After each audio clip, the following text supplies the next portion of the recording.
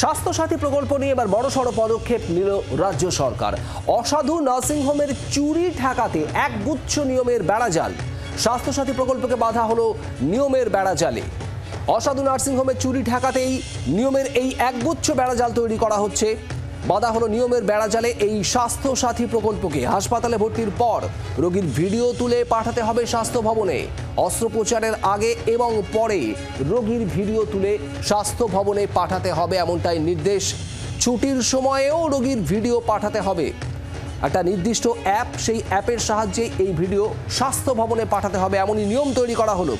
অর্কদীপ্ত মুখোপাধ্যায় আমাদের প্রতিনিধি রয়েছেন আমাদের সঙ্গে। অর্ক, ঠিক কি কারণে এই নিয়ম এবং ঠিক কি বলা হচ্ছে এই নিয়মে? স্বাস্থ্যসাথী নিয়ে কিন্তু এবার বড়সড় পদক্ষেপ নিল রাজ্য সরকার এবং অত্যন্ত পজিটিভ একটা অ্যাপ্রোচ কিন্তু দেখা যাচ্ছে রাজ্য সরকারের তরফ থেকে। কারণ যে অভিযোগ বিভিন্ন জায়গা থেকে আসছিল, বেশ একটা অসাধু চক্র গড়ে উঠেছিল এই স্বাস্থ্যসাথী কার্ডকে নিয়ে, বেশ অপব্যবহার করছিল এমন বহু লোক, এরকম অভিযোগ আসছিল। সেই সবকে প্রতিহত করতেই কিন্তু সরকারের তরফ থেকে এই পদক্ষেপ নেওয়া হচ্ছে। যেমনটা তুমি বলছিলে যে হাসপাতালে ভর্তি হলে, পরীক্ষা নিরীক্ষা হলে বা অপারেশনের আগে পরে এবং ছুটি যখন রিলিজ হচ্ছে, সে একটি নির্দিষ্ট অ্যাপের সাহায্যে রোগীর ছবি ভিডিও তুলে স্বাস্থ্যভবনে পাঠাতে হবে।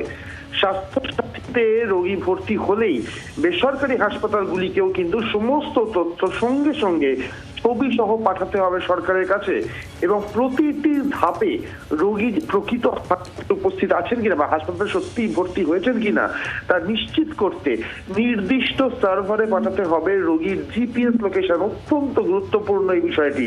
এবং ছবি ভিডিও, কারণ দেখো শুভদীপ, এই যে জিপিএস লোকেশন পাঠানোর কারণ কি, অনেক অভিযোগই আসছিল অ্যাকচুয়ালি পেশেন্ট ভর্তি হয়নি তবু তার নামে ভর্তি করা হচ্ছে, এরকম বহু অভিযোগ আসছিল। সেটা ঠেকাতে গেলে জিপিএস লোকেশনের ব্যবহার।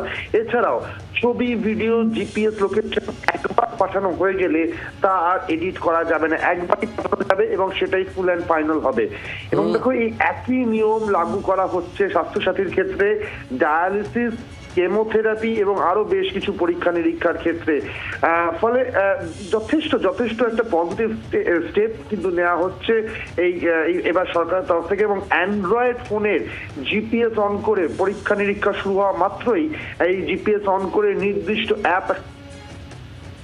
হ্যাঁ অর্কদীপ্ত, মোটের উপর পরিষ্কার, অর্থাৎ কোনো রকম ভাবেই যাতে কোনো রকম চুরি বা স্বাস্থ্যসাথী প্রকল্পকে অসাধু উপায় ব্যবহার না করা হয়, সেই প্রবণতা ঠেকাতেই রাজ্য সরকারের তরফে, স্বাস্থ্য দপ্তরের তরফে এবার একেবারে নিয়মের বেড়াজালে বেঁধে দেওয়া হলো এই স্বাস্থ্যসাথী প্রকল্পকে।